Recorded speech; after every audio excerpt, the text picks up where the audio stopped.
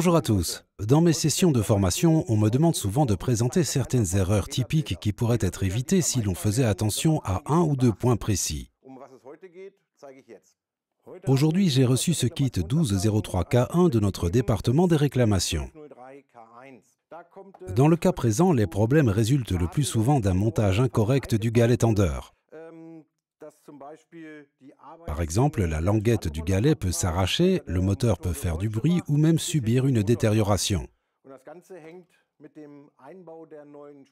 Tous ces problèmes sont liés à la manière dont est monté le nouveau galet tendeur. Lorsque vous sortez le galet tendeur de son emballage, il est bloqué par une goupille. Il ne s'agit pas d'un mécanisme de réglage automatique, mais cette goupille vous permettra de monter la courroie plus facilement par la suite. Autrement dit, vous montez le galet tendeur dans la position appropriée, puis vous retirez la goupille. Une fois cette opération réalisée, vous devrez régler le galet tendeur manuellement.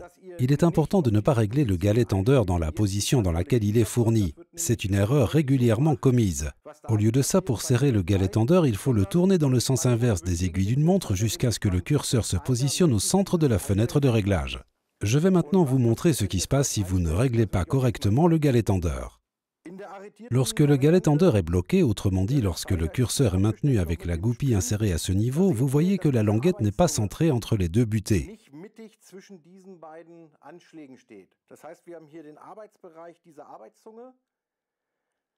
Voici la plage de fonctionnement de la languette du galet, cette dernière devant se situer précisément au centre de la plage si le galet tendeur est réglé correctement. Par conséquent, si vous réglez le galet tendeur dans sa position de verrouillage, sa languette sera mal positionnée et ne pourra pas fonctionner correctement.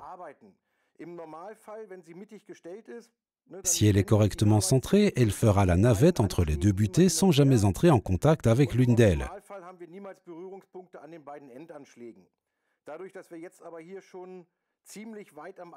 Si le galet est mal réglé, la languette sera plus proche de l'une des deux butées et viendra constamment au contact de celle-ci.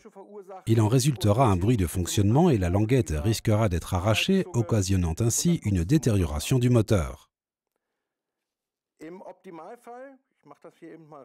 Dans l'idéal, le galet tendeur doit être réglé précisément au centre de cette fenêtre.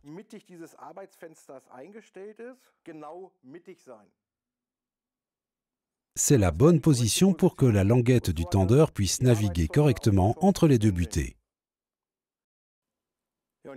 Et là, vous pouvez voir ce qui risque d'arriver. Si la languette du tendeur ne cesse de buter contre ce bord-là, elle finira par s'arracher. J'espère que vous n'avez pas commis une telle erreur. N'hésitez pas à liker ou à commenter cette vidéo. À bientôt dans votre atelier.